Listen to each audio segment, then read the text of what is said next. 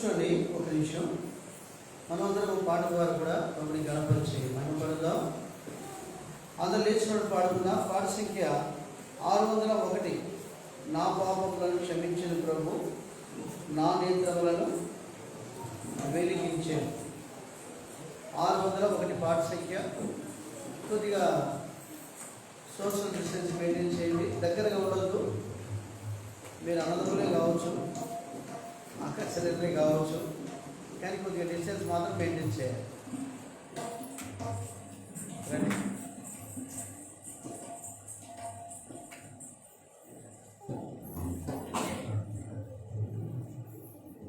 ఈ పాటలో కొన్ని చరణాలు పాడుకుందామా? నా పాపములను క్షమించు ప్రభు నా నేత్రములను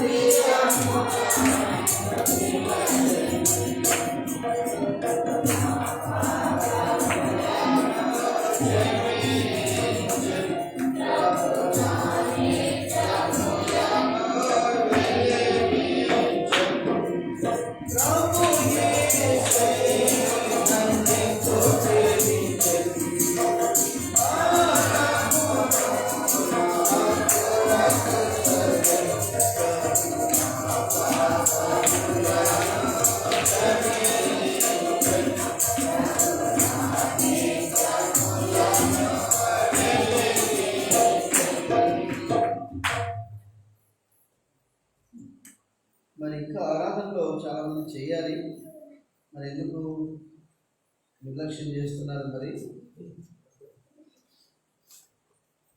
ఆరాధన ఇందాక మనం చూస్తూ వచ్చాం.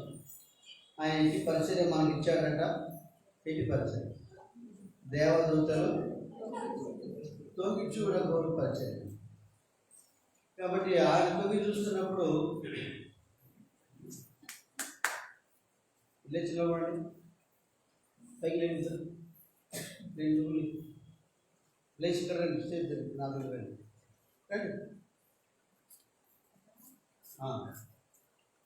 ఇంకా ఎక్కువ ముందుకు రా. చేతులు కట్టుకుంటున్నా మీరు మంచి పిల్లలు లేదా? అది ఎట్లా లేకుండా సరే కర్రలు కూడా మీటింగ్ అయిపోయేదా? సరేనా? మంచి పిల్లలు మీరు చెడపిల్లలు చెడపిల్లలు కాదు కదా? అట్లా. కాబట్టి ప్రభు మనం ఆయన ఆరాధించాలని ఆయన కోరుకుంటున్నాడు. కాబట్టి మనము చాలామంది చేయలేకపోయాం కదా. అలా కాదు, అందరూ ప్రభుని ఆరాధించారు. మనం అందరం వ్యక్తమే వచ్చాము కదా. మనం వచ్చింది దేనికోసం వచ్చాము అంటే ఆయన ఆరాధించడానికి వచ్చాము. తర్వాత మిగతావన్నీ కార్యక్రమాలు అంటే అంత అవసరం లేవని కాదు, కానీ ప్రశస్తమైనది ఏంటి అంటే ఆయనకు మనకు కూడా ఏంటిది ఆరాధన. పరలోకంలోకి మనం వెళ్ళిన తర్వాత మొట్టమొదట మనకు కనపడేది ఏంటి? ఆరాధన, కీర్తన, సంగీతం. మామూలుగా ఉండదన్నమాట. మీరు అలాంటప్పుడు ఎందుకు వారు మీరు ఆరాధన నిర్లక్ష్యం చేస్తున్నారో తెలియట్లేదు. కాబట్టి అలాగే చేయొద్దండి. ప్రతి ఒక్కరు వెంటనే మీకు చెప్పాలన్నా, ఒక బ్రదరు ఒక సిస్టర్ మీకు చెప్పాల్సిన అవసరం లే. వెంటనే మీరే అందుకొని పోటీ మరీ చేయాలి. అది చేయడం అంటే ఆసక్తి అని. మీరు సప్పబడ్డారు కొద్దిగా, ఏం చలికి ఏమన్నా కొద్దిగా ఇబ్బంది పడుతున్నారేమో. సరే, మనం బలవర్తనం వెళ్ళకము కొంత దేవుడి వాక్యాన్ని చూసుకొని వాక్యం వెలుగులో మన జీవితాలను పరీక్షించుకుని ఆ తర్వాత బలలో మనం చేయగలుగుతాం. రండి దయచేసి కీర్తనలు 35వ కీర్తనలు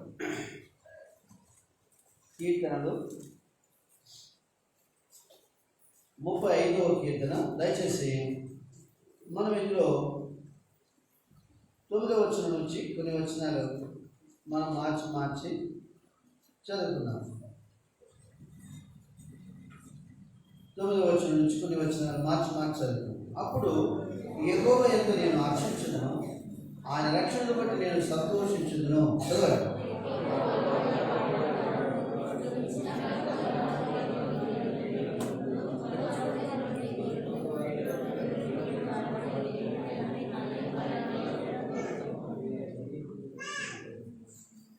సాక్షులు లేచుచున్నారు, నేను ఎరుగని సంగతులను గురించి నన్ను అడుగుచున్నారు.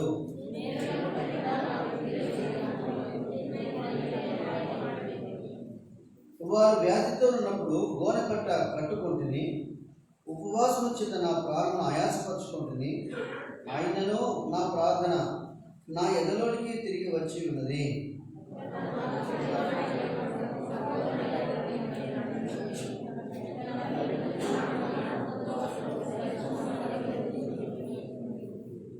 నేను కూలీలుంట చూచి వారు సంతోషించి గుంపుకూడది.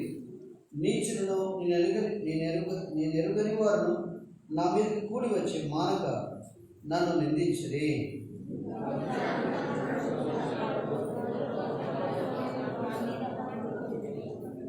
ప్రభువా, నీ విన్నాలు చూచు ఊరకను, వారు నాశనం చేయకుండా నా ప్రాణం రక్షించుము. నా ప్రాణము సింహముల నోట నుండి విడిపింపుము.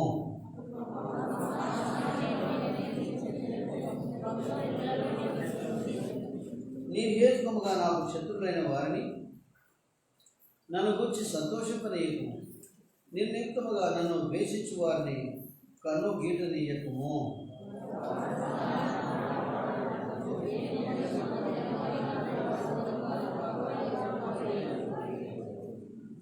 సరే, ప్రభు సహాయం వరకై ప్రార్థన చేసుకుందాం.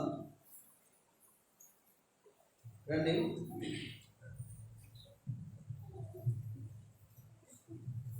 మా తండ్రి, ఈ మధ్యాహ్నకాల సమయంలో సమాజంతో కూడి మిమ్మల్ని స్తుతించి ఆరాధించినట్లుగా ఇచ్చిన ఆధిక్యతగా స్తోత్రములు. నేను కూడా పుట్టినతోనే విపరీతమైన బుద్ధి గలవాడని, పాపంలో జోగాడుచున్నవాడనిగా, పాపంలో నశించువాడనిగా ఉన్నప్పుడు దావీదు ఎలా ఉంటుంది, నేను నీ యందు నమ్మిక ఉంచి ఉన్నాను, నేను భయపడను అన్నట్టుగా రక్షణ యెహోవాని జ్ఞాపకం చేస్తూ వచ్చాను. నిత్యం నన్ను రక్షించు వాడవగా మీ నీతిమత్వం వలన నేను ఆశీర్వాదం పొందినట్లుగా నాకు జరిగించిన కార్యవలకాయ స్తోత్రం. మీరే నా రక్షణ దుర్గముగా మీరు ఉన్నతకాయ స్తోత్రం. మీ వాక్యంలో సెలవించినట్టుగా నాలో నా ప్రారంభ నీవే కృంగి ఉన్నావు అని మీ వాక్యంలో కీర్తనలో సెలవిస్తూ వచ్చారు. అవును, తన ఎన్నోసార్లు కృంగుదల కలిగిన సమయాల్లో మీరు నన్ను లేవనెత్తువాడుగా, దేవా నీ రక్షణ చేత నన్ను ఉద్ధరించమని దావిదన్నట్టుగా, అలాగే దాన్ని మీ కొరకైన పరిచారకునిగా, మీ కొరకైన సేవకునిగా మిమ్మల్ని ఆరాధించినట్లుగా, పూజించినట్లుగా, గణపరిచినట్లుగా మన నుండి నా ప్రాణం కన్నీళ్లు విడవకుండా నా కళ్ళను జారిపడకుండా నా పాదములను మీరు తప్పించినదిగా స్తోత్రం తండ్రి. ఈ శిలువ రక్త ప్రోక్షణగా స్తోత్రం.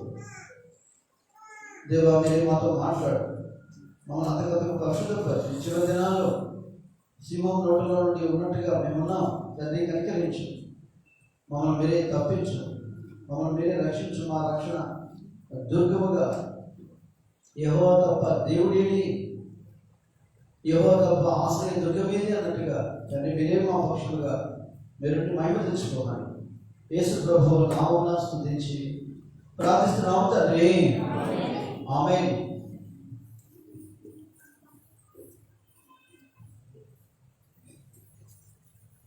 సరే, మనము కీర్తనలు 3వ కీర్తనలో మనం ఉన్నాము.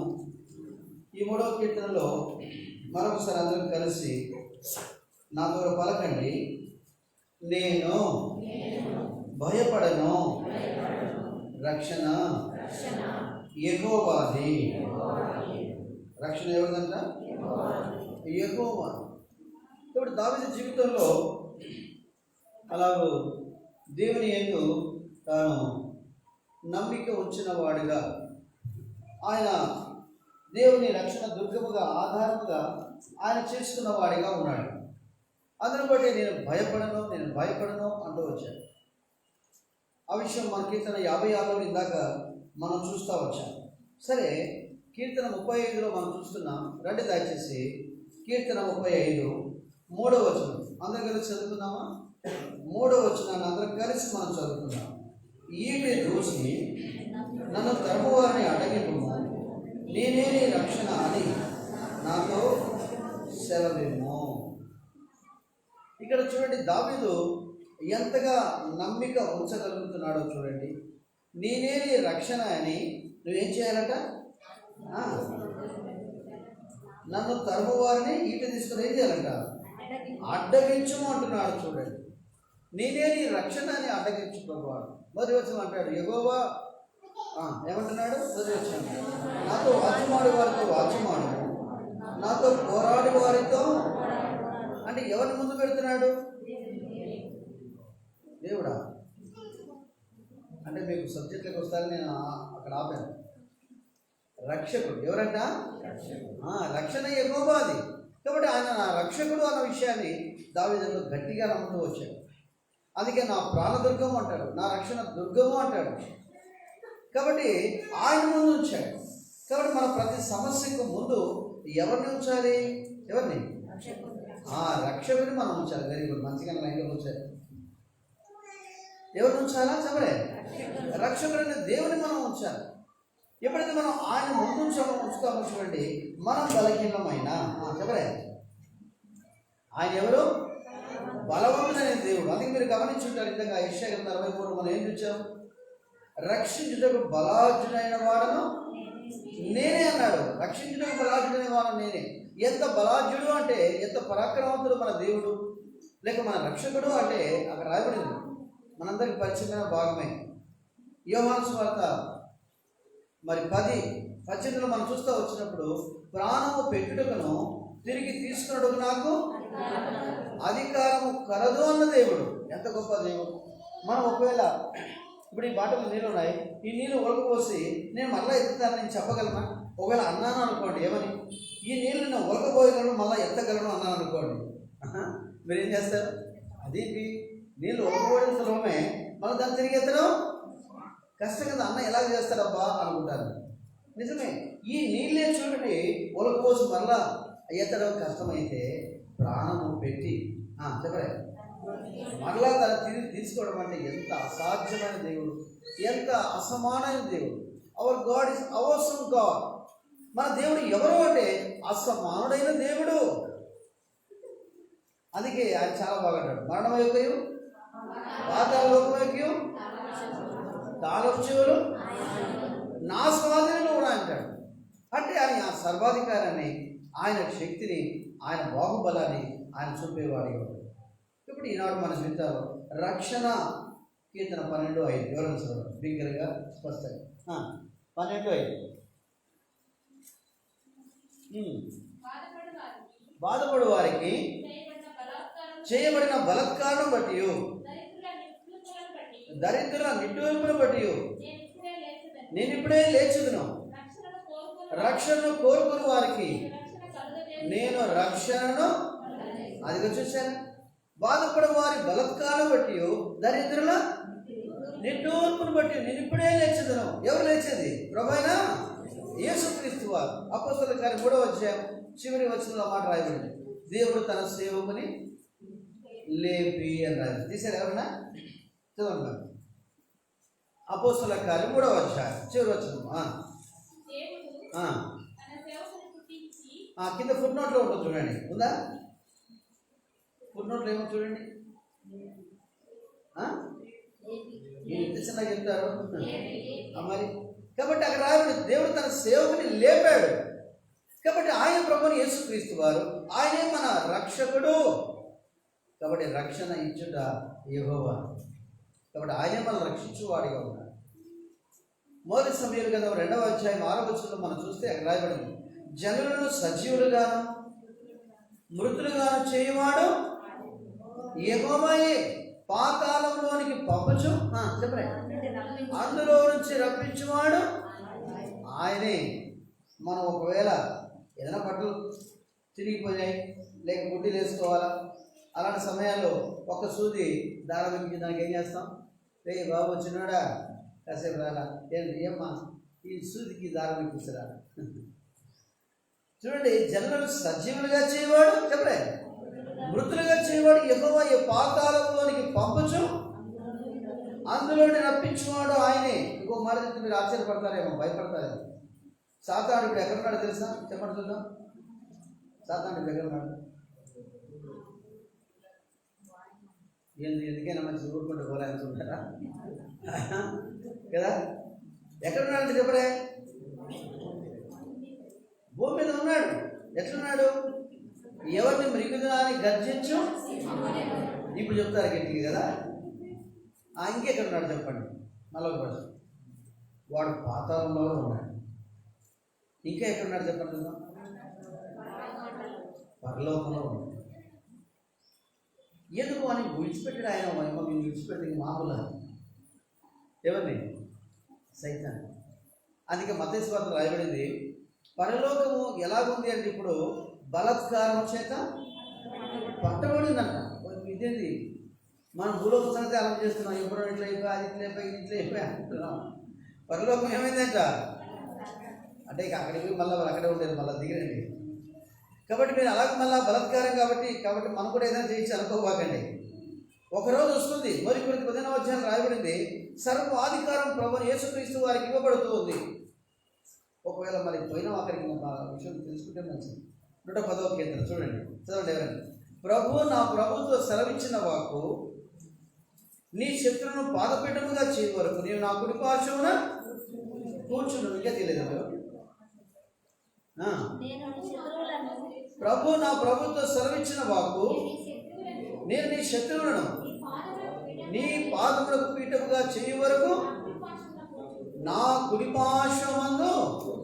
ఇప్పుడు మళ్ళా ప్రశ్న మీకు ఏంటి ప్రశ్న? ప్రభువు యేసుక్రీస్తు వారు ఇప్పుడు ఎక్కడ ఉన్నారు? కరెక్ట్, చిన్నగా చెప్తున్నారే. ఎక్కడున్నాడు? ఇంకా ఎక్కడున్నాడు? ఆగిపోయారే. మన హృదయం లేడా? మరి ఏది ఆలోచన చేస్తున్నారు? ఆయన తండ్రి దగ్గర ఉన్నాడు, వాస్తవమే. అదే సమయం ఎక్కడున్నాడు? మన హృదయాలు ఉన్నాడు, ఆయన నివసిస్తున్నాడు. అందుకే ఇదిగో దేవుని నివాసం మనుషుల మధ్య ఉన్నది అంటాడు ప్రభు. కాబట్టి ఈనాడు ఆయనే మన రక్షణ. ప్రభువైన యేసుక్రీస్తు అందుకే దావీదు ఎవరి ముందు పెడుతున్నాడంటే, యెహోవా నీవు నా రక్షకుడు, నువ్వు కనుక నువ్వు నాతో పోరాడు వారితో. అంటే మీరు గమనించలేదు, ఎప్పుడైతే అలా ఆయన రక్షకుని ముందుగా ఉంచి ఈయన ఎలా ఉన్నాడంటే నిశ్చింతగా ఉన్నాడు. ఎలా ఉన్నాడు? నిశ్చింతగా. ఏమంటున్నాడు? నేను భయపడను. 50వ కీర్తనలో అదే మాట్లాడు, నేను భయపడను, నరమాత్రం నన్నేమి అది. కాబట్టి అలాంటి మంచి ధైర్యము అది హెబ్రీ 13లో రాయబడింది, చివరిలో చూద్దాం ఒకవేళ.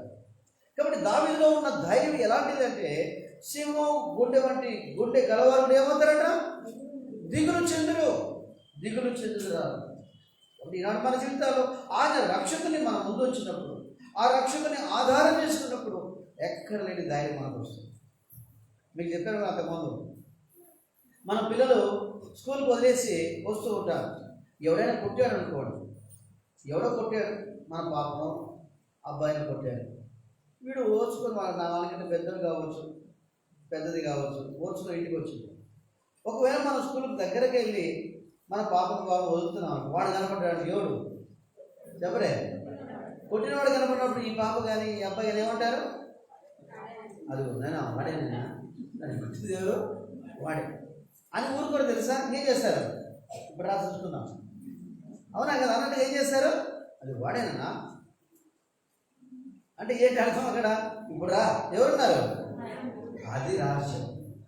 ఎప్పుడైతే మన సమస్యల్లో శోధనలో ఎప్పుడు మనం ప్రభువును ముందుంచే వారికి ఉంటామో మనం నిశ్చింతగా.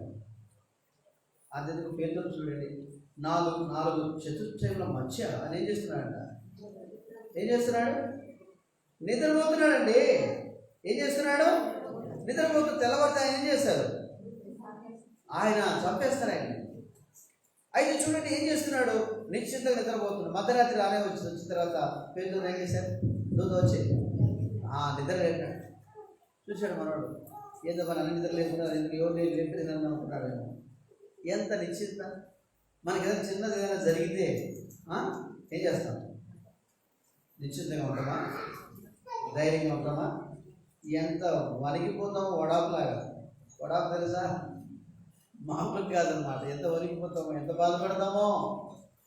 దావీదు సామెతలు 8వ అధ్యాయం రోజు వచ్చినందుకు ఏం రాయాలి చూడకుండా చెప్పలేరా? సామెతలు 28 కాదు నీతిమంతులు ఇంతసేపా ఎన్నిసార్లు చదివింటాం వాక్యం? గట్టిగా ఎవరు బాగా చూద్దాం. దుష్టుడు పారిపోను, నీతిమంతుడు సింహం వలె. అందుకే చూడండి, జంతువులన్నింటిలో కూడా మరి సింహం ఏంటిది? రాజు. ఏంటిదంట? రాజు అనమాట. ఏరు ఉండొచ్చు, ఇంకే వేరే వేరే ఉండొచ్చు, కానీ అయితే సింహం ఎవరంట? రాజు. ఇక్కడ మన జీవితాల్లో మనం కూడా అట్టి మంచి ధైర్యం గలవారిగా ఉండడం అవసరం. అట్టి నిశ్చింత గలవారిగా మనం ఉండడం అవసరం. ఎప్పుడైతే మన ప్రభువును చూడండి మనం ముందుంచే వారంగా, మన ప్రతి శోధనలో కష్టాల్లో మన వాయిద్యంలో 112వ కీర్తన మనం అంటాడు. సరే రండి దయచేసి కీర్తనలు 112వ కీర్తన. నేనేమో త్వరగా మిమ్మల్ని వదిలేయాలని ప్రయత్నం, పోయిన అది జరిగింది చూసాను లేదు, తొందరపడి అందుకే ఏం చేశాను నేను వెంటనే మరి కానుకలు పట్టకుండానే మరి ప్రార్థన చేసేసాను. ఎందుకంటే టైం చూసుకుంటా, త్వరగా వదలాలి. మీరేమో త్వరగా రాలేదు. 112వ కీర్తన చూడండి ఏం రావాలి ఇక్కడ. దయచేసి 112వ కీర్తన ఇక్కడ దయచేసి 5వ వచనం చదువుతారా? అప్పించువారును భాగ్యవంతులు. అది చూసా, న్యాయ విమర్శలో వారి వాద్యము ఏమంటారు? గెలుచును. కాబట్టి ఎప్పుడైతే మనం ప్రభువును ముందుంచుతామో ఆ వాద్యంలో ఎవరుంటారు? చెప్పరే, ప్రభు ఉంటాడు, మన రక్షకుడు ఉంటాడు.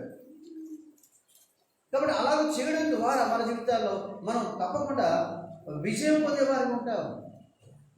అందుకే దావీదు తన జీవితంలో చూడండి అట్టి మరి అభ్యాసం కలిగి ఉన్నాడు.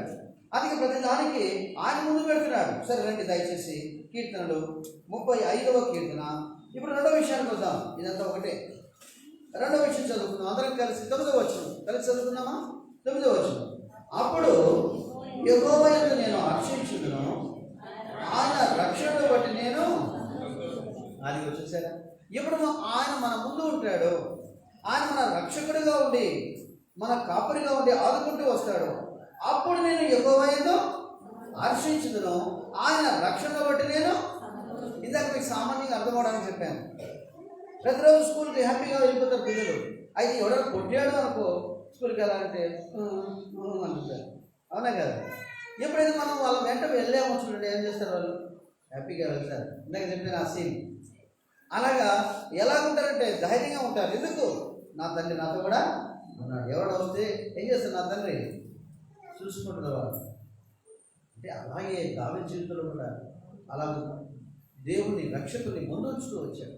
అందుకే అప్పుడు ఇప్పుడు మూడవ అప్పుడు చూద్దాం రండి దయచేసి. ఏంటి మూడవ అప్పుడు? దయచేసి 10వ వచనం. అప్పుడు యెహోవా నీ వంటి వాడు ఎవడు మించిన బలము గల వారి చేతిలో నుండి దీనులను, దోచుకున్న వారి చేతిలో నుండి దీనులను, దరిద్రులను విడిపించువాడము నీవే అని నా ఎముకలన్నీ. ఎప్పుడంట? అప్పుడు. ఈ అప్పుడు భలే ఉంటుంది. అందుకే మీరు బాగా ధ్యానించండి బైబిల్ చదివేటప్పుడు. అప్పుడు అప్పుడు సామెతలు కూడా భలే ఉంది. అప్పుడు అప్పుడు అంటాడు. అంటే ఎప్పుడు? అప్పుడు అంటే ఏదో సంఘటన జరిగినప్పుడు. కాబట్టి మనం చూస్తూ వస్తే ఆయన రక్షణను బట్టి రెండవదిగా సంతోషిస్తున్నాడు దావీదు.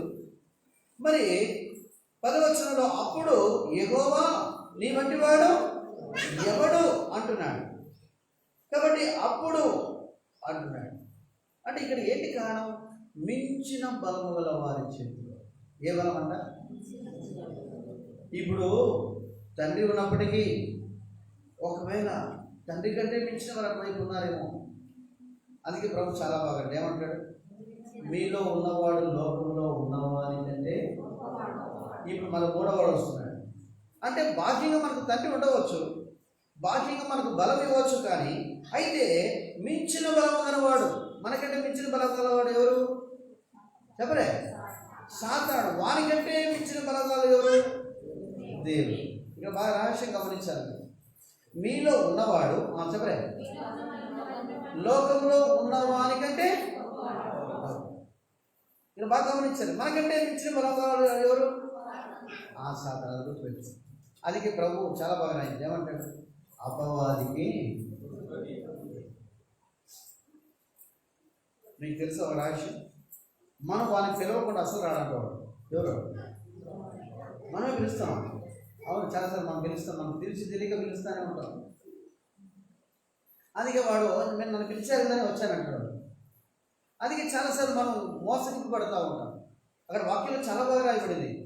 అపవాదికి చోటు ఇయ్యకూడి అంటే మీరు గమనించలేదు. వ్యక్తిగతంగా ఆదాము ఒక్కడే ఉన్నప్పుడు ఎప్పుడైనా సర్పము ఆదాముతో మాట్లాడిందండి? ఆదామా బాగున్నావా, ఈ పనులు చూసావా అన్నదా? చెప్పండి చూద్దాం. మీరు ఆదికాండం చూడండి కావాలండి. మాట్లాడిందా?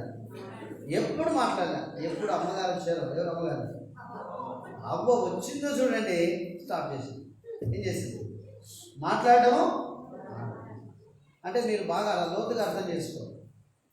ఒంటరిగా ఉన్నప్పుడు కొన్ని విషయాలు మనం నిజంగా పూర్తిగా దేవుని మీద డిపెండ్ అవుతూ ఉంటాం. ఎప్పుడైతే మరొకరు, ఇప్పుడు చూడండి, మనం మేమిద్దరం మాకిద్దరం అంటారు. ఎవరంట చెప్పరే? ఇప్పుడు ఏంటి స్లోగనం? మేమిద్దరం మాకొకరు ముద్దు. ఎవరు ముద్దు అంట? ఒకరు ముద్దు. అంటే గమనించండి, ఒకరున్నప్పుడు వేరు, ఇద్దరున్నప్పుడు వేరు, ముగ్గురున్నప్పుడు వేరు, నలుగురున్నప్పుడు ఇంకా. అంటే మీకు అర్థమవడానికి చెప్తున్నాను. అపవాదికి చోటు ఇవ్వకుండా మనం ఎప్పుడైతే ఉంటామో చూడండి, ఆ మించిన బలము గలవాడిన సాతానును మనం తప్పకుండా జయించడం. 2 కొరింథీ 2వ అధ్యాయంలో పౌలు అంటాడు, సాతాను తంత్రములను మనం ఎరుగని వారము కాము అంటాడు. అంటే వాని డిజైన్స్ అని ఇంగ్లీష్లో రాయబడింది. వాని రంగులు. వాడు ఊసరవిల్లిలాగా ఏం చేస్తూ ఉంటాడంటే వాడు రంగులు మారుస్తూ ఉంటాడు. వాడు కూడా భక్తి వేషాలు వేసుకుంటాడు. తెలుసా మీకు? వాడు తెల్లబట్టలు వేసుకుంటాడు. బైబిల్ రాయబడింది. వాని దూతలు ఏం చేస్తారంట? వెలుగు దూత వేషం వేసుకుంటారంట. వాడు కూడా ఏం చెప్తాడు తెలుసా మీకు? ఏమంటాడు? ఏంటమ్మా వాడు బయట ఉంటాడు, లోపల ఉంటాడా? అమ్మో, మన భయం వేస్తుంది. లోపలే ఉంటాడు. అంటే సంఘంలో ఉంటాడు, వెలుపట కూడా ఉంటాడు. అంటే ఎందుకు నేను చెప్తున్నా అంటే జాగ్రత్త పడ్డాలని చెప్తున్నా. గుర్తుంచుకోండి ఈనాడు. అందుకే ఏం చేస్తుంటాడంటే వాడు మరి ఈ ట్విస్ట్ మైండ్ అనమాట. ట్విస్ట్ మైండ్ అంటే డబల్ టైం డబల్ మైండ్. అంటే రెండు నాలుకలు, రెండు మనసులు గలవారిగా ఉంటారు కొంతమంది. అది ప్రమాదం అన్నమాట. వాడు ఏం చేస్తుంటాడు, సర్లే భక్తి చేశాడని ఆయన దేని భక్తి బాగా తెలియదా అంటే మనల్ని ఎప్పటికప్పుడు నిరాశపరుస్తూ ఉంటాడు. అంటే అంత భక్తి ఉండాల్సిన అవసరం లేదు అన్నట్టుగా అంటూ ఉంటాడు. గుర్తుపెట్టుకోండి, కాదు, మించిన బలము గలవాన్ని మనం ఎదుర్కొంటున్నాం, మర్చిపోతాం. సాతాను ఎవరు అంటే మనకంటే చెప్పలే మించిన బలము గలవాడు. మన ప్రభువును మనం ఆధారం చేసుకోకపోతే వాని తంత్రాలు, సాతాను యొక్క తంత్రాలు మనం ఎరిగి ఎప్పటికప్పుడు జాగ్రత్త పడకపోతే మన జీవితాల్లో కొంత మనం నష్టపోవాల్సి వస్తుంది. ఉదాహరణకు ఎంతమంది చెప్పాను మీకు, ఈ యొక్క దావీదు సౌలు భయానికి ఏం చేశాడు చెప్పలే, సౌలు భయానికి ఎవరిని ఆశ్రయించాడు, ఆకీసురాలను ఆశ్రయించాడు. దాని పర్యవసనమే ఎంత నష్టపోయాడో మీకు చెప్తూ వచ్చాను. ఈనాడు దేవుని ప్రజలారా, మన జీవితాల్లో మనం కూడా ఆ మించిన బలము గలవాడైన సాతాను నుండి విడిపింపబడాలి అంటే మనం ఎప్పుడు మెలకువగా ఉండాలి. ఎలా ఉండాలంటే చెప్పలే, రాత్రి మరి 2 గంటల వరకు నేను మేలుకొనే ఉన్నా. ఎందుకు వాక్యం నాకు అర్థం కాలేదు, ఏం చెప్పాలి తెల్లారిత చాలా ధ్యానిస్తూ వచ్చాను వారం అంతా. రాత్రి 1:30-2 అయిపోయిందండి. కొంత వాక్యం బయలుపరుస్తుంది, ఇంకా చాలా నిద్రపోతానని అప్పుడు వస్తున్నాను. అప్పుడే జరగరాది నష్టం జరిగిపోయింది. నేను ఎందుకు చెబుతున్నానంటే మన జీవితాల్లో చూడండి మెలకువ చాలా అవసరం, బాధ్యత మనకు చాలా అవసరం. ఎప్పుడైతే ఆ మెలకువ మన జీవితాల్లో ఉంటామో చూడండి శత్రువుని మనం ఎదుర్కోగలం. అర్థమవుతుందా? దావీదు తన జీవితంలో ఎందుకు ఆ మాట అంటున్నాడు, మించిన బలము గలవాడు. ఎవడు మించిన బలం గలవాడు? సౌలే కావచ్చు, సాతానుడు ఈ దినాల్లో ఉంటున్నాడు. జాగ్రత్త. మన జీవితంలో మెలకువ లేకపోతే మనం ఇంకా ఎంతో ఈ భౌతికమైన వస్తువులు వదిలిపెట్టండి, డబ్బు వదిలిపెట్టండి. ఏంటిది అసలు ఏంటి? రక్షణ కాదు, ఆత్మ. ఏంటిది? సాతానుడు ఏం చేస్తున్నాడో తెలుసా? అక్కడ రాయబడింది, మనుషులు నిద్రించుచుండగా శత్రువు వచ్చి వారి మధ్య ఏం విత్తాడంట. ఇది ఎవరు చేశారు ప్రభా? శిష్యులు వెంటనే అడిగారు, ఆన్సర్ని అడిగారు, ఏది ప్రభా ఎవరు చేశారు? మనం ఏం విత్తినాం? గోధుమలు విత్తాం. అయితే ఈ గోధుమల మధ్య ఏమొచ్చాయి? గురుగులు వచ్చి. ఎవరు విత్తారు ప్రభా అంటే ఆయన ఏం చెప్పాడు, ఇది శత్రువు చేసిన. దేవుని పిల్లలారా, మనం ఎంతో ఆసక్తిగా వాక్యం వింటున్నాం. వాక్యంతో పాటు సాతానుడు ఈ దినాల్లో మన విశ్వాసాన్ని లేక మన పరిచయను చెదరగొట్టడానికి రకరకాల ప్రయత్నం చేస్తూ ఉంటాడు. మెలకువ లేదు అంటే మన జీవితంలో ఎంతో నష్టపోతుంది. భౌతికమైన వెళ్ళిపోయా మనం మళ్ళా తెచ్చుకోవచ్చు. అయితే ఆత్మ అనేది చాలా ప్రశంసితమైనది. వాడు దోచుకోవడానికి ఒక దొంగగా వస్తున్నాడు. వాడు ఈ చివరి దినాలు మనం చాలా జాగ్రత్తగా ఉండాలి. అందుకే మించిన బలము గలవారు చేతిలో ఏమంటున్నాడు దావీదు? మొదటిగా 2:5, అప్పుడు యెహోవా నీ వంటి వాడు ఎవడు, మించిన బలము గలవారి చేతి నుండి దీనులను దోచుకున్న వారి చేతి నుండి దీనులను దరిద్రులను విడిపించువాడవు నీవే అని నా ఎముకలన్నీ ఎప్పుడు చెప్పుకుంటాయి? విడిపింపబడినప్పుడు. యెహోవా నీ వంటి వాడు ఎవడు? నిజంగా మన జీవితంలో జరగరాని కార్యం జరిగినప్పుడు దేవుడు మనల్ని మరి ఆ యొక్క అపాయం నుంచి, ప్రమాదం నుండి, వ్యాధి నుంచి మనం తప్పించినప్పుడు ఎంతగా. ఒక పక్షి చూడండి, ఆ పంజరంలో ఉన్నప్పుడు బంధింపబడినప్పుడు ఆ పంజరం నుంచి దాన్ని విడుదల చేసి ఇలా బయట ఎగరవేసామనుకోండి, ఎట్లుంటుంది చెప్పలే? ఎంత సంతోషమో, అవునా కదా?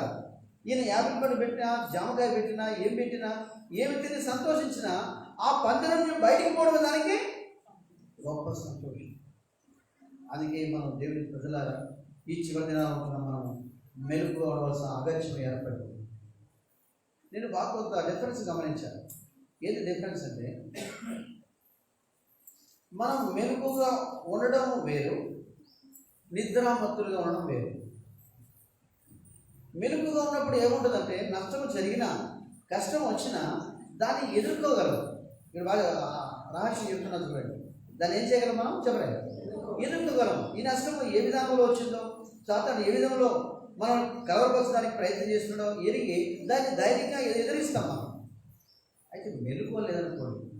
ఇప్పుడు మీకు అర్థమవడానికి చెప్తున్నా, రూపాంతరం కొండ మీద అక్కడ ఎవరెవరు ఉన్నారు చెప్పండి చూద్దాం. పేతురు, యోహాను, యాకోబు. ఆగిపోయారు. ఇంకెవరున్నారు? యేసు. ఇంకా అక్కడ ఆగిపోయారు. మోషే. ఇప్పుడు గమనించండి, ఈయన ప్రియకుమారుడు, ఈయన నేను ఆనందించున్నానని ఆయన స్వరం వినిపించినప్పుడు వీళ్ళు విన్నారా లేదా? ఎవరు? ఏం ఆగిపోయారు? మళ్ళా విన్నారా లేదా? విన్నారు. అయితే చూడండి, అక్కడ రాయబడింది వారు నిద్రలో ఉన్నారు కాబట్టి ఆ మోషే ఏరియాలు ఎందుకు వచ్చారో ఆ సంగతులు వారు ఏం చేయలేకపోయారు? చెప్పలే, గ్రహించలేకపోయారు. అంటే వారు నిద్రలో ఉన్నారు, వారు మెలుకోలేదు. అంటే మెలుకో లేనప్పుడు కొన్ని సంగతులు మనం ధైర్యంగా మనం ఎదుర్కోలేము, గ్రహించలేము అన్నమాట. కాబట్టి ఈనాడు మన జీవితాల్లో జాగ్రత్త పడదాం. మీరు ఇక్కడ మనం గమనించి చూస్తూ వచ్చినప్పుడు దావీదు జీవితంలో అందుకే మించిన బలము గలవారి చేతిలో నుండి ఆయన విడిపింపబడుతూ వచ్చాడు. అందుకే నా ప్రాణం ఎక్కడుందంటాడు దావీదు? సింహముల అమరు. చూడండి 35వ కీర్తనలో ఏమంటాడు? చదవండి, ఎవరు చదువుతారా? 17వ వచనం. ప్రభువా, నీవెన్నాళ్ళు చూచు ఊరకుందువు, వారు నాశనం చేయకుండా నా ప్రాణము రక్షించుము. నా ప్రాణము ఎక్కడ నుంచి విడిపించాలంట? సింహము నోటి నుండి విడిపించుము. కాబట్టి మూడవది, 4ది రండి దయచేసి. 4ది మనం చూద్దాం. మరొక అప్పుడు ఉంది. ఎక్కడ చూడండి, అది అయినను లేకపోతే అప్పుడైనా ఉంటుంది. దయచేసి 12వ వచనం కలిసి చదువుకుందాం. 12వ వచనం కలిసి చదువుకుందాం. మేలుకు ప్రతిగా నాకు కీడు చేయుచున్నారు, నేను దిక్కులేని వాడనైతిని. వారు వ్యాధితో ఉన్నప్పుడు గోనెకట్ట కట్టుకుంటుని, ఉపవాసం వచ్చిన నా ప్రాణం ఆయాసపరుచుకుంటుని, అయినను నా ప్రార్థన నా ఎదలోనికి తిరిగి. ఇక్కడ చూడండి, 4ది అంటున్నాడు దావీదు, మేలుకు ప్రతిగా నాకేం చేస్తున్నారు? కీడు చేస్తున్నారు. చూడండి, అక్కడ అంతగా గొలియాతు కేక వేస్తూ ఉన్నప్పుడు ఆ ఫిలిష్తీయుల బారి నుండి ఎవరు రక్షించారు? దేవుడే దావీదు ద్వారా రక్షణ ఇచ్చాడు కదా. మరి అలాంటప్పుడు మరి దావీదుని చంపాలని తాత్పర్యం ఎందుకు? సౌలుకు మేలుకు ప్రతిగా ఏం చేస్తున్నారంట? కీడు చేయొచ్చు. దావీదు అందుకే ఆ మాట, నేను దిక్కులేని వాడనైతిని. ఏమైనా నేను దిక్కులేని వాడనైతిని. అయితే దావీదు చూడండి, దిక్కులేని వాడు అయినప్పటికీ దేవుడు ఆయనకు దిక్కుగా ఉన్నాడు. 102వ కీర్తన అనుకుంటాను. ఆయన దిక్కులేని దరిద్రుల ప్రార్థన నిరాకరింపక ఆయన వారి వైపు. సరే చూడండి, 102వ కీర్తన తీసుకోవాలి. వెంటనే తీసుకోవాలి. నేను చెప్తాను, తీసుకోవాలి. ఆయన దిక్కులేని దరిద్రుల ప్రార్థన నిరాకరింపక వారి ప్రార్థన వైపు తిరిగి. అది చూశారు, వారి ప్రార్థన వైపు తిరిగి ఉన్నాడు. నువ్వు అనుకుంటున్నావేమో, దిక్కులేని దానం నాకెవరున్నారండి అనుకుంటావు. నేను దిక్కులేని వాడను, ఒంటరిగా ఉన్నాను, నాకెవరున్నారు అనుకుంటావేమో, అందులో నన్ను విడిచిపెట్టారు అనుకుంటావేమో. ఇక్కడ రాయబడింది వాక్యం ఏమని రాయబడింది? ఆయన దిక్కులేని దరిద్రుల ప్రార్థన నిరాకరింపగా వారి ప్రార్థన వైపు తిరిగి ఉన్నాడు. కాబట్టి నువ్వు ప్రార్థన చేస్తే ఆయన అవును ఆమేన్ అన్నాడు. వాడు నిరాశపడవచ్చు. దావీదు జీవితంలో కూడా ఎన్నో శోధనలు, ఎన్నో కష్టాలు, ఎన్నో శ్రమలు. అయితే వీటన్నింటిలో కూడా దావీదు ఎట్టి ధైర్యం కలిగి ఉన్నాడంటే ఇప్పుడు చదవండి, ఏప్రిల్ 13 అక్కడ రాయబడిన మాట ఏమని రాయబడి చూడండి. ఏప్రిల్కి రాసిన పత్రిక 13వ అధ్యాయం 6వ వచనం చదువుతారా? కాబట్టి ప్రభువు నాకు సహాయుడు, నేను భయపడను, నరమాత్రుడు నాకేమి చేయగలడు. ఆయన మంచి ధైర్యంతో, అది చూసారా, మంచి ధైర్యం అంట. ఎలాంటి ధైర్యం? దావీదుకి ఎలాంటి ధైర్యం ఉందంటే మంచి ధైర్యం ఉంది. అదే ఆ మాట అక్కడ ఆ మాట వాడబడింది. మీకు ఒక మాట గుర్తొస్తుందా? ఈ మాట చదువుతుంటే ధైర్యం గురించి ఎవరికి రాలేదా? దావీదు పోయిన వారం కూడా చెప్పానే, అదొక వారం చెప్పినట్టున్నా. మొదటి సమయంలో 36వ వచనం, తన దేవుడని యెహోవాను బట్టి దావీదు. అది చూసారా? కానీ మన జీవితంలో ఏ నష్టం కలిగినా మనకు ధైర్యం ఎవరు అంటే ఆయనే, మన ప్రభువు. ఎందుకంటే ఆయన బట్టి మనం ధైర్యం తెచ్చుకోగలం. ఆయన ఎంతగా నీరసించిపోయాడో దావీదు అంటే అక్కడ రాయబడింది. ఎవరు రాయబడింది? ఏడ్చుటకు చెప్పలే, ఏడ్చుటకు శక్తి లేనంతగా. ఒకవేళ మీరు చెప్పండి చూద్దాం, ఎందుకు ఏడ్చాడు దావీదు? ఎందుకు ఏడ్చుంటాడు? సరే, అది మొదటి కారణం కావచ్చు. నాకు ఇప్పుడే ఆ అంశం ఒక బయటకు వస్తాను, చెప్తాను. నేను కూడా ఎందుకు ఏడ్చాడు సరే చెప్పండి. భార్య బిడ్డలు, ఆస్తులు నష్టం ఒకటి చెప్పారు. ఇంకొక భావం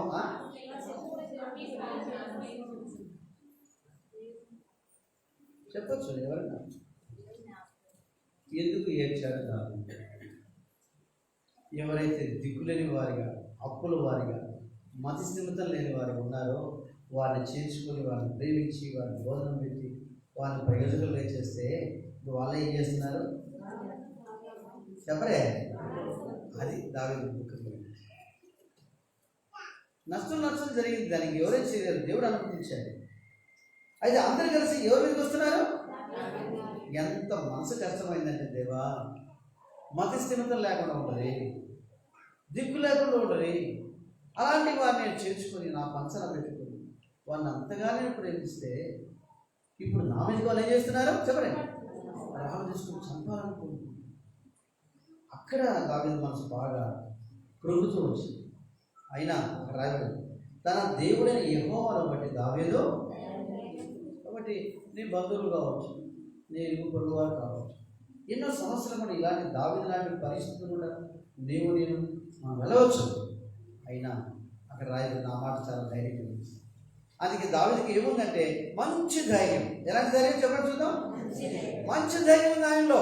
అందుకే మీకు ఇందాక చెప్పాను, ఎలాంటి గుండె అంటే దావీదు గుండె సింహం గుండె కంటే ఇంకా సింహం గుండె కలవారు సైతం వాళ్ళు ఏమవుతారంట, వారు దిగులు నమ్ముతున్నారని రాయబడింది. అంటే దావీదు యొక్క మరి గుండె ఎలాంటి గుండె చూడండి. కాబట్టి ఈ మధ్యాహ్న కాల సమయంలో మనము అలాంటి మంచి ధైర్యము గలవారముగా, ఎలాంటి ధైర్యం అంట సరే, మంచి ధైర్యం గలవారిగా మనం ఉండడము అవసరం. ఒక సందర్భంలో నిజంగా 2వ సమూయేలు గ్రంథంలో మనం చూస్తూ వస్తే దావీదు కూడా చంపబడ్డానికి సొమ్మసిల్లిపోయాడు, యుద్ధంలో తాను అలసిపోయాడు. రండి 2వ సమూయేలు గ్రంథము 21వ అధ్యాయం తర్వాత మనం 15వ వచనం 16వ వచనం చదువుతారు ఎవరైనా? ఫిలిస్తీయులకును ఇశ్రాయేలులకును యుద్ధం మరలా జరగగా దావీదు తన సేవకులతో కూడా దిగిపోయి ఫిలిస్తీయులతో యుద్ధం చేయనప్పుడు అతడు సమస్యలను అప్పుడు రెఫాయీల చూడండి, ఇస్బీ బెనోబో ఒకడు ఉండెను. అతడు ధరించిన ఖడ్గం ప్రతది వారి ఈట 300 తులముల ఎత్తు ఇత్తడి కలది, నేను దావీదును చంపెదనని అతడు చెప్పి ఉండెను. చూడండి, సిరియా కుమారుడైన అభిషేక్ రాజును ఆదుకొని ఆ ఫిలిస్తీయుని కొట్టి చంపెను. దావీదు జనులు దీన్ని చూచి, ఇశ్రాయేలుకు దీపముకు నీవు ఆరిపోకుండానట్లు నీవు ఇక మీద మాతో కూడా యుద్ధమునకు. అక్కడ చూడండి ఒక మాట వాడాడు, ఏమన్నాడు? ఇశ్రాయేలులకు దీపము. అవును, ఇశ్రాయేలు అంతా ఒక ఎత్తు అయితే దావీదు ఒక్కటే ఒక ఎత్తు. ఓ దేవుడి ప్రజలారా, ఈనాడు నీ ఇంటిలో నువ్వు ఎవరంటే దీపం. ఇంటికి ఇల్లాలో చెప్పడే దీపం. ఏం చెప్పట్లేదు, ఏం లేదా ఇంటికి ఇల్లాలో. కాబట్టి మీ ఇంట్లో మీరు దీపాలు మీరే ఆరిపోకుండా చూసుకోండి. అందుకే ఇశ్రాయేలుకు దీపము. అందుకే దావీదు ఫిలిస్తీయులతో పోరాటంలో అలసిపోయాడు, సొమ్మసిల్లిపోయాడు. అందుకే సహవాసం వరకు ఇప్పుడు మనం తీసుకురాబడతామో చూడండి, మనలా ధైర్యం పొందేవాడు. మన నిరాశ, మన కుంగితనం అన్నిటి ఏమవుతాయంటే తీసివేయబడేవిగా ఉన్నాయి. అందుకే రాబడింది, యెహోవా యొద్ద దావీదు ఏం చేశాడు చెప్పలే? విచారణ చేశాడు. ఏం చేశాడు? విచారణ చేశాడు. నేను పోదునా, వారిని తరుముదునా వద్దా అంటే దేవుడు ఏమన్నాడు? నువ్వు వెళ్ళి తరుము, నువ్వు నిశ్చయముగా నీ వారిని దక్కించుకుందువు. David recovered all. దావీదు సమస్తమును రక్షించుకొనెను, దావీదు సమస్తమును సంపాదించుకొనెను. ఇంకో మాట, 3 మాటలు ఇంగ్లీష్లోనే ఉంటాయి, తెలుగులో ఉన్నాయి, కానీ ఆ 3 మాటలు చాలా సీక్వెన్స్ చాలా బాగుంటాయి. ఈనాడు మన జీవితాల్లో కొంత నష్టపోయాం కాదనడానికి వీల్లేదు, మన ఆత్మీయ జీవితం. అయితే ఎలా సమకూర్చుకోగలము అంటే మరలా మనము అక్కడ రాయినట్టుగా తన దేవుడైన యెహోవాను బట్టి దావీదు. మనకు తప్పకుండా ఆయన మాత్రమే సమకూర్చగలడు. మీకు ఇంకో మాట చెప్పమంటారా? దావీదు తరిమాడా లేదా? తరిమాడు. అది మాత్రమే కాదు, దక్కించుకున్నాడా లేదా? దక్కించు. అది మాత్రమే కాదు, దోపుడు సొమ్ము పంచాడా లేదా? పంచాడు. అందుకే తర్వాత మనం చూస్తూ వస్తే సరే రండి, మొదటి సమయ గ్రంథం ఏం జరిగింది చూడండి. మొదటి సమయ గ్రంథము 31వ అధ్యాయం. రండి త్వరగా. మొదటి సమయ గ్రంథము దయచేసి 30వ అధ్యాయమే, క్షమించింది 30వ అధ్యాయం. ఇక్కడ చాలా బాగా రాయబడింది. దయచేసి 23, 24 ఎవరు చదువుతారా? నా సహోదరులారా, యెహోవా మనల్ని కాపాడి మన మీదికి వచ్చిన ఈ దండలు మనకు అప్పగించి మనకు దయచేసిన దాని విషయంలో మీరు ఇలాగ చేయకూడదు. చూడండి, అందరు కలిసి చదువుదామా? 24 వచనం అందరం కలిసి. మీరు చెప్పినది ఎవరు ఒప్పుకొందరు? యుద్ధమునకు పోయిన వారి భాగం ఎంతో, సామాన్యులు కలిగించిన వారి భాగము అంతే అని వాడుక మాట. అందరూ సమూహంగానే పాలు పంచుకొందరు కదా. కావున నాటి నుండి నేటి వరకు దావీదు ఇశ్రాయేలులో అటు పంపకము కట్టడగాను న్యాయవిధిగాను అది చూసారా, సమానముగా. ఈనాడు ప్రభువైన యేసుక్రీస్తు వారి యొక్క శరీరం మనకు సమానముగా ఒక్కొక్కరి. అందుకే మేము కాసేపు ప్రార్థన చేసి ఏం చేస్తాం? ఎవరు సిద్ధంగా ఉన్నారో వారు ఏం చేయండి, మీ తల కంటే పైగా చేయండి. కాబట్టి శరీరం ఒక్కటే. ఆ ఒక్క శరీరంలో మనం ఏమవుతున్నాం? పాల్గొంటున్నాం. ఎలా? మంచి ధైర్యం గలవారు. ఈ మాట మర్చిపో. ఎన్నో పతనాలతో ఉన్నవారు, ఎన్నో బలహీనతలు ఉన్నవారు, అయితే మన ప్రభువును బట్టి ధైర్యం తెచ్చుకున్నవారు ఆ శరీరంలో మనం పాల్గొంచుకోవాలి. అంత మాత్రమే కాదు, గమనించండి, మన ద్వారా ఆయన మరణ భూస్థాపన పునరుద్ధానము అనేకులకు పంచేవారిగా ఈ పరిచయం దేవుడు మనకు అప్పగించాడు. అందుకే దావీదుని దేవుడు ఇశ్రాయేలుకి ఎలా వచ్చాడంట? ఇందాక మాట పడాడు, ఇశ్రాయేలుకు దీపం వల్లే. ఈనాడు నీవు నేను కూడా మన ఇళ్లలో, మన కుటుంబాలు, మన వంశంలోనూ చెప్పవచ్చు, దేవుడు దీపంలో వచ్చు. జాగ్రత్త పడదాం. అందుకే కత్తరి చిప్పయు ఆయన పట్టుకుని ఆయన ఏం చేస్తాడంట? ఒత్తిని కత్తరించి ఏం చేస్తాడు? సరి చేస్తాడు. నేను అవతల ధ్యానిస్తూ వస్తే ఆ కత్తెరి కూడా బంగారంతో చేశాను. ఏది? ఇప్పుడు ఒత్తిని కత్తిరిస్తారు కదా, మన పాత నిబంధన కాలంలో మనం చూస్తూ వచ్చిన ప్రత్యక్ష గుడారంలో ఆ కత్తెరి కూడా బంగారంతో చేశారండి. అబ్బా, ఆ దినాల్లో ఎంత నియమ నిష్టలు ఉన్నాయో నిజంగా.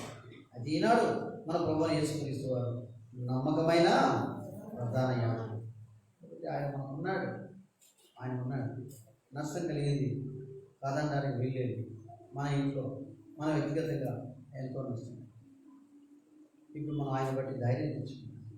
ఆయన రక్తాన్ని ఆశ్రయిద్దాం. ప్రభా, రెండు చివరిగా మనం ముగిపోదాం. నేను మిమ్మల్ని త్వరగా పంపాలన్న ఆశ.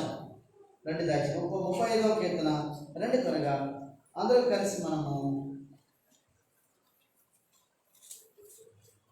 27వ వచనం చదువుకుందామా? కీర్తనలు 35:27 వచనం అందరూ కలిసి చదువుకుందాం. నా నిర్దోషులను బట్టి ఆనందించు వారు ఉత్సాహధ్వని చేసి సంతోషించుదురుగా. తన సేవకుని క్షేమము చూసి ఆనందించు. యెహోవా కనపరచబడునుగా, కానీ వారు నిత్యము వలుకుదురుగా. కాబట్టి దేవుడు తన సేవకుని క్షేమాన్ని చూసేవాడు. అవును, తన నిర్దోషత్వాన్ని ఆయన వెల్లడి చేసుకునేవాడు. అందుకే దావీదు విషయంలో మరి తన అన్నలు తృణీకరిస్తూ వచ్చారు. నువ్వు వరకు వచ్చావు కదా, ఆ మందని ఎక్కడ పెట్టారు? నువ్వు ఎందుకు వచ్చారు? యుద్ధం చూడడానికి వచ్చారు కదా అని ఎగతాళి చేస్తూ వచ్చారు. ఎవరు ఎగతాళి చేసినా, అవమానపరిచినా, డేవిడ్ ఈస్ డేవిడ్. దావీదే, దావీదు ఏర్పరచుకున్న వాడే. అందుకే అంటాడు, దేవుడు ఏర్పరచుకున్న వారిని మీరేరు ఓర చూపులు చూస్తున్నారు, దేవుడు అందులో నివసించను అని రాయబడి. ఇంకా సమయం లేదు కాబట్టి నేను ముగింపు వెళ్తున్నాను. కాబట్టి అలాంటి దావీదు వంటి ఏర్పాటు మనం కలిగి ఉన్నాం. ఇశ్రాయేలుకు దీపం అన్నట్టుగా మనల్ని కూడా దేవుడు వెలిగించాడు. ఆయన కొరకు ఈ లోకంలో మనము వెలగడాలి. కాబట్టి నిరాశపడకండి, బలహీనపడవద్దు. అది మనం ప్రభుని ఆశ్రయించాలి. దావీదు చిత్రం అదే చూడాలి. నాకు భయము కలిగినప్పుడు అంటాడు అక్కడ 56వ కీర్తనలో, నాకు భయము కలిగినప్పుడు నేను యెహోవాను ఆశ్రయిస్తుంది. కాబట్టి వాస్తవం కొన్ని భయాలు కలుగుతున్నాయి పిల్లల విషయం, భవిష్యత్తు విషయం, లేక అనేక సంగతులు మన అంతరంగంలో. ఉద్యోగస్తులకైతే మామూలు కాదు. ఇంటికి వచ్చేటప్పుడు నెమ్మదిగా తిరిగి కాస్త పడుకుంటారు. మందిరం అంటారు. ఆఫీస్కి వెళ్తున్నారంటే లబ్బు డబ్బు పడుతుంది. ఆయన ఏం చెప్తాడో నేనే ఎంత భయమో ఉద్యోగం ఇది నా టెన్షన్ మామూలు లేదు. కొంతమంది గమనిస్తున్నా ఈ మధ్యలో గవర్నమెంట్ ఉద్యోగం సైతం రాజీనామా చేస్తాం అనుకుంటున్నారు. ఎందుకు ఈ టెన్షన్? ఈ కలవరం ఎందుకు? ఒక ముద్ద తిరిగి నెమ్మదిగా ఉండవచ్చు కదా అట్లా అనుకుంటున్నారు చాలా మంది. ఎందుకంటే భయం. అసలు వీటన్నింటి నుంచి ఎవరు మనకు మించిన బలము గల వారి చేతిలో నుండి భయాల నుంచి విడిపించేవాడు, రక్షించేవాడు మా ప్రభువు. దావీదును రక్షించి సమకూర్చిన దేవుడు మనల్ని, మన కుటుంబాన్ని, సంఘాన్ని దేవుడు సమకూర్చుకున్నాడు. కేవలం ఆయన ఆశ్రయించినప్పుడే మనం సమకూర్చున్నాం. దావీదు ఏమన్నాడు? నేను దిక్కులేని వాడిని. వాస్తవమే. మన నిస్సహాయత మనం ఒప్పుకోక తప్పదు. నేను చాలాసార్లు చెప్పాను. డాక్టర్ దగ్గరికి వెళ్ళిన తర్వాత మనము మరి ఏమంటారు, మన బలహీనతలను, మన రోగాలను ఏం చేయకూడదు, సగం చెప్పి సగం దాచిపెడతామా? అట్లాగే ట్రీట్మెంట్ జరుగుతుంది, బాగా జరుగుతుందా? అది పాతకాలం డాక్టర్లు భలే బాగుంటారు. వాళ్ళు ఏం చేశారంటే కూసొచ్చినట్టుగా అన్నీ అడుగుతారు మన బలహీనతలు. అంతమాత్రమే కాదు, మన లైఫ్ హిస్టరీ అంటే మన జీవిత చరిత్ర అంటే మన ఇంటి వారి విషయమే. మీ నాన్నకి ఏమైనా డబ్బు ఉందా? మీ నాన్నకి ఏమైనా ఆయాసం ఉందా? మీ అమ్మకి ఏమైనా ఉందా? మీ నాన్నకి షుగర్ ఉందా? ఇవన్నీ ఎందుకు అడుగుతారంటే వారి యొక్క లక్షణాలు బట్టి ఆ లక్షణాలు నీకు కూడా వచ్చి ఉంటాయని చెప్పేసి వాళ్ళన్నీ హిస్టరీ, లైఫ్ హిస్టరీ కూడా అడుగుతారు. ఎప్పుడైతే మనం ఉన్నదన్నట్టుగా చెప్తామని చూడండి, అప్పుడు ఆయన ఎన్నో మరి పేపర్ తీసుకొని అప్పుడు మరి ట్రీట్మెంట్స్ చేయడం ఆలోచిస్తాం. మనం కూడా ఏం దాచిపెట్టుకోవడానికి లేదు. ఎందుకంటే ఆయన హృదయ రహస్యాలు ఎరిగిన దేవుడు, దాచిపెట్టుకోవడానికి లేదు. ఆయన మన హృదయాన్ని పరిచి విప్పి ఒప్పుకున్నాం, ప్రభువా నిజమే ఇలాంటి మూర్ఖతలు నేను ఉన్నాను, ఎన్నోసార్లు నేను వేరుగా ఆలోచించిన వాడు ఉన్నాను, ప్రభువా నన్ను క్షమించు. అపవాదికి చోటు ఇచ్చిన దేవాలను నన్ను పరిశుద్ధపరచు. ప్రార్థన చేద్దామా? నన్ను మోకరించండి. ఒకసారి క్షమాపణ కోరుకుందాం. ప్రభు ఎదురు వెళ్దాం. ఆ ప్రభు ఒక్కడే మనల్ని సమకూర్చగలవాడు. ఆయన ఒక్కడే మనం ఏది నష్టపోయామో అంతలందరి నుండి మన ఇతరులకు భాగం పంచినట్టుగా ఆ దోపుడు సొమ్ము దావీదు తీసుకుని తనొక్కడే అనుభవించలేదు, అనేకులకు పంచుతూ వచ్చాడు. అలాంటి గొప్ప భాగ్యంలోనికి మనం ప్రభు తీసుకురాబోతున్నాడు. అందుకే ఈ మధ్యాహ్నం మౌనంగా మనం పరీక్షలోకి వెళ్దాం, క్షమాపణ కోరుకుందాం, ఆయన రక్తాన్ని ఆశ్రయిద్దాం. ప్రభు తప్ప మనం ఎవరు సమకూర్చలేదు. నిజమే, కొంతమంది బంధువులు నువ్వు చేసుకున్నవారు, నువ్వు ప్రేమించిన వారు, వారి ఆలన పాలన చూసిన వారు నిన్ను ఎంతగానో తిరస్కరిస్తున్నారు. అవసరమైతే రాళ్ళతో కొడదామనుకుంటున్నారు, చంపాలనుకుంటున్నారు. ఏడ్చులకు శక్తి లేదుగా ఏడుస్తున్నావా?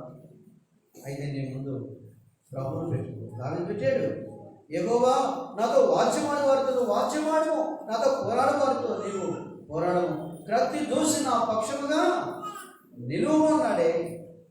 నీవే నా రక్షణ, నాకు సెలవేమో అంటూ వచ్చాడే దావీదు. దేవుడు అలా అట్టి ధైర్యాన్ని మన అంతరంగంలో, మంచి ధైర్యాన్ని దావీదు అదే చెప్తా వచ్చాడు. దావీదు అట్టి ధైర్యం కలిగి ఉన్నాడు. నిజంగా అంత నష్టంలో, అంత మరి బాధలో ఎవరు నిరీక్షణ కలిగి ఉండరు. అయితే దావీదు చూడండి, అట్టి నిరీక్షణ కలిగి ఉన్నాడు, నమ్మిక కలిగి ఉన్నాడు.